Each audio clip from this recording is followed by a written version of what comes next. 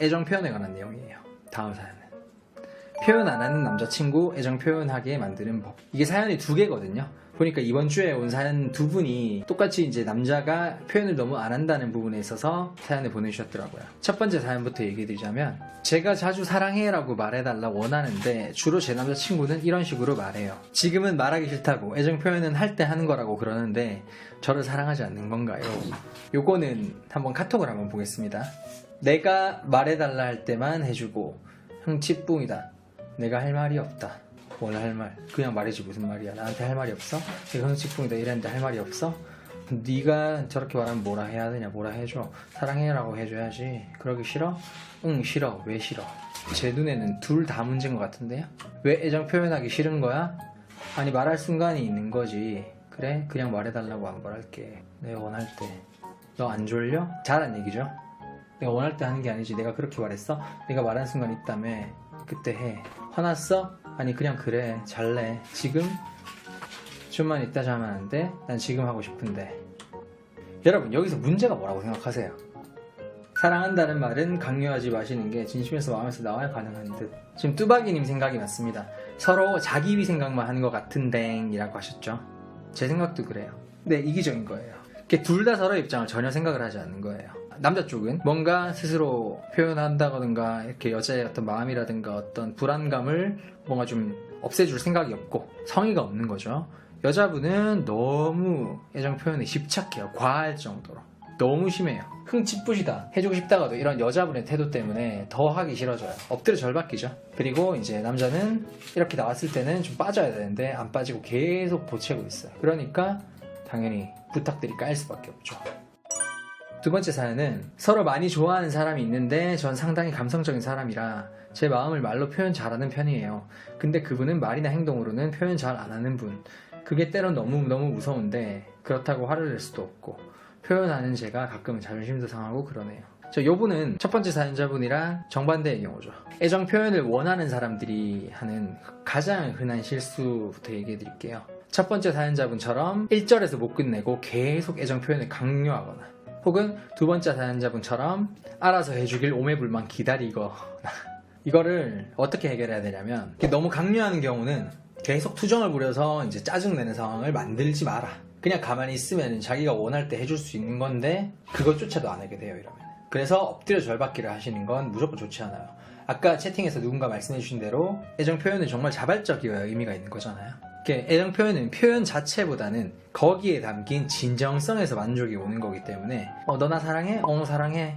이런 거 들어봤자 전혀 와닿지도 않고 공허하기만 할 뿐인 거죠. 두 번째 사연자분은 애정 표현을 유도하셔도 됩니다. 이미 사귀는 사이에서 첫 번째 사연자분만큼이나 극단적으로 하는 게 아니라면 충분히 그런 걸 요구하거나 유도해도 돼요. 일단 유도 방법 2가지 이제 알려드릴게요. 예를 한번 들어드릴게요. 여자가 먼저 빨리 사랑한다고 말해봐. 남자 싫어. 여자 그래? 그럼 빠잉. 이런 식으로. 그래 그럼 빠잉.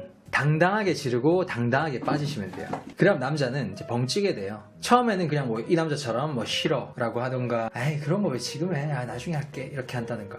그러면은 너무 쿨하게 그래 알겠어라고 바로 물러나 버리면은 남자는 오히려 내가 좀 했었어야 됐나? 이런 생각이 빠집니다. 그러면은 그 생각이 들었다는 것 자체만으로 다음에 조금 더 쉽게 애정 표현을 하게 되는 거죠. 그리고 이제 두 번째 방법은, 애정 표현을 할 때 내가 너무 자주 하기보단 톡을 마무리할 때, 혹은 남자가 예쁜 짓을 했을 때 상대방의 반응, 리액션을 바라지 않는 태도로 사랑해 하고 끝 바로 물러나는 거예요. 그러니까 애초에 대답 자체를 기다리지 마세요. 아니면은 예쁜 짓 하면은 아이고 우리 남친 이쁘네 하고 바로 딴 거 먹고 이런 식으로 하시면 자기가 나중에는 먼저 하게 돼요. 리액션은 바라면 바랄수록 나중에 더 해주기 싫어져요. 근데 리액션을 안 바라는 사람한테는 나도 모르게 뭔가 불안해서, 혹은 나도 끌려서 나도 계속 하게 되는 거예요. 언젠가는 얘도 했으니까 나도 해야 되겠다. 이런 식으로 자발성을 유도할 수 있습니다. 물론 그 사람이 괜찮은 사람이다. 나에 대한 마음이 식지 않았다는 전제하에요. 이거는 이제 안 좋은 소식인데, 이분이 이제 사연을 이번 주 한 초에 받았거든요. 근데 다시 사연을 보니까 결국에는 첫 번째 사연분이 차였다는 소식을 들었습니다. 이렇게 왔어요. 근데 사실 사연 보내고 얼마 뒤에 헤어졌어요. 제가 애정 표현 안 해주고 거의 하루 종일 연락이 없어서 서운하다 표현하니 생각 좀 해보겠다 하고 후에 톡한 것들이에요. 제가 마지막으로 보낸 톡은 결국 씹혔고 결국 지금 헤어진 상태예요. 일단 남자가 식어가고 있었죠. 첫 번째 내용을 봐도. 결국에는 차이셨어요. 경중을 생각하셔야 돼요. 애정 표현은 확인받으려고 하는 그 마음은 이해하지만 애정 표현은 결국에는 자발적이어야 하고 애정 표현보다 중요한 거는 애정이다.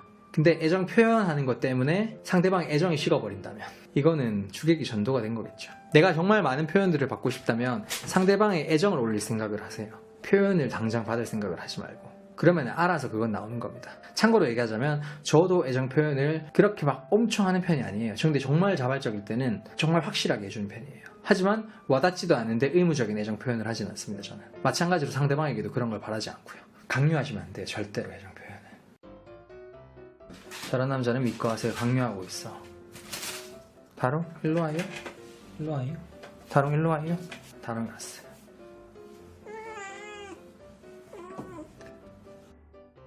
당당하게 지르고 당당하게 빠지시면 돼요. 그래 그럼 말고 이런 식으로. 그러면은 너무 쿨하게 그래 알겠어라고 상대방의 반응을 바라지 않는 태도로